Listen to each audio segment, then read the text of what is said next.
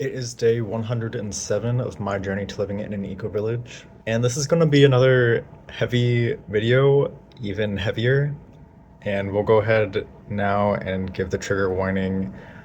We are going to be covering suicidal ideation today. So, yesterday morning, I woke up with the thought of not wanting to make money anymore, not wanting to work, not even caring about my vision and mission of creating safe spaces for personal expression. And I told all of that to ChatGPT, being a little bit more specific. And ChatGPT was like, you need to call 988. So I did. I don't know what put in my mind that I'd be talking to a professional counselor, but that's not who's on the other end of 988.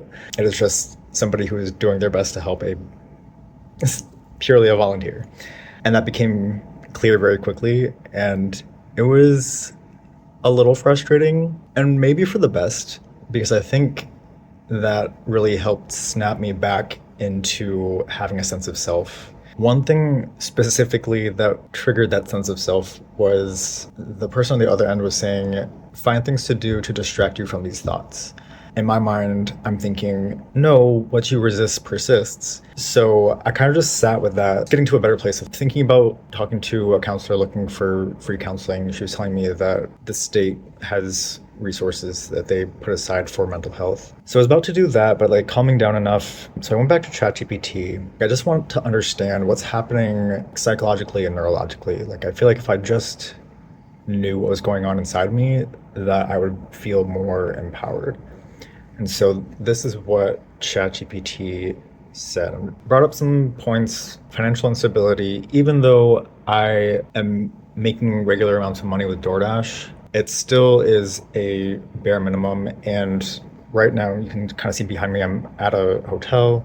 My dad helped me set this up through his timeshare. One of the things that they ask is to put a $200 hold on a card. It limited the funds in my bank account, and I ended up going into a negative amount really quickly, which is available through Chime because Chime has Spot Me. I had that going on. I also went out to dinner. I had a gift card to Applebee's and wanted to tip my server. The gift card covered the food, and so I go to send him money through Cash App, and it's not going through because I have a negative balance. So I give him the $2 cash that I had in my wallet because I put that aside to buy a lottery ticket. And I think, so that was all going on in the back of my mind. Another thing that ChatGPT said was social isolation. While I've kept in touch with people, perhaps there's something to be said about like really having like deep, solid conversations. Although I'd literally just talked with a complete stranger going into politics and like deeper ideologies.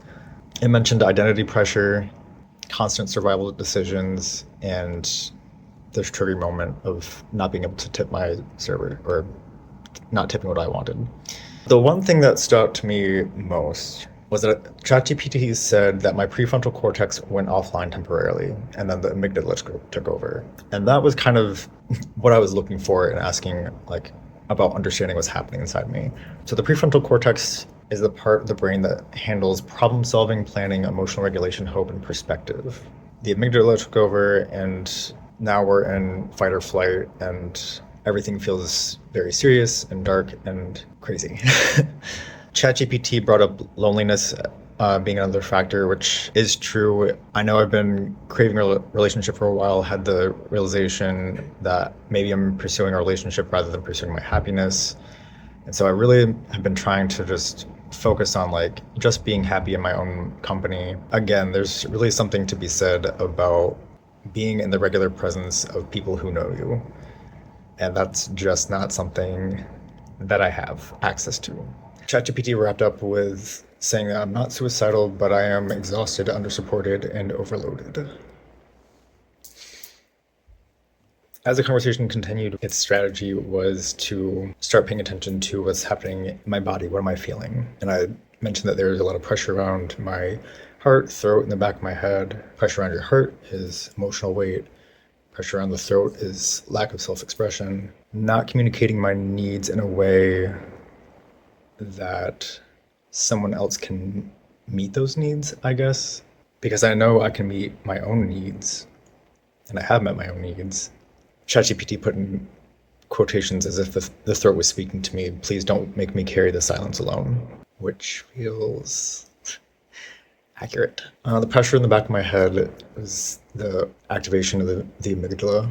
After some time passed, the pressure started to go away. I noticed more warmth in my lungs. ChatGPT connected that to traditional Chinese medicine, which I'm familiar with. Say all you want about AI, but when you have a program that learns who you are and like the language that you speak in, like it's just nice to have that reflected back to me. After I felt the warmth in my lungs, I noticed that my stomach was gurgling. I hadn't had breakfast yet. I had 2 cups of coffee. I usually have 1 cup of coffee. I'm sure some of you think that's crazy. Yeah, it was a wild experience. Have, I can't say I've never had like suicidal ideation. I've just never had it to that extent where I truly like my next move if I didn't call 988. I don't know. So after checking in with my body and noticing the pressure starting to fade as I kind of just brought that sensation back to myself, I kind of just like took the day off. I think I did go out. Oh, I ended up door dashing in the evening, but the afternoon I had a lower rank, so I had to schedule time and it just wasn't working out. So I ended up with the afternoon off anyway and just chilled out because it was a lot. I've never been so emotionally drained by thoughts. Like truly, it was the beginning of my morning. Like nothing had happened yet. It was just waking up to that.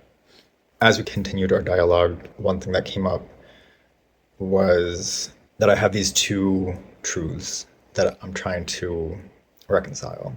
Truth 1, I need money right now to survive. Truth 2, my soul wants a life where work, play, creativity, and community are integrated.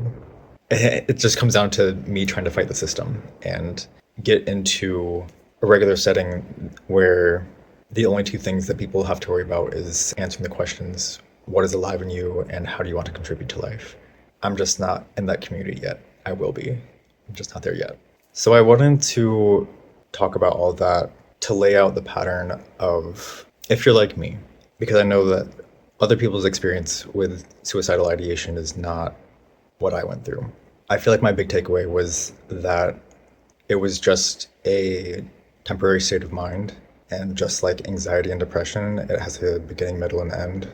When you can step out of your body, check in with your body, and just be very gentle with yourself, you're going to make it through. I made it through. And now that I've gone through the experience, I know what to do with it. I know to treat it as a state, to let it pass. And it's not fun, but we survive.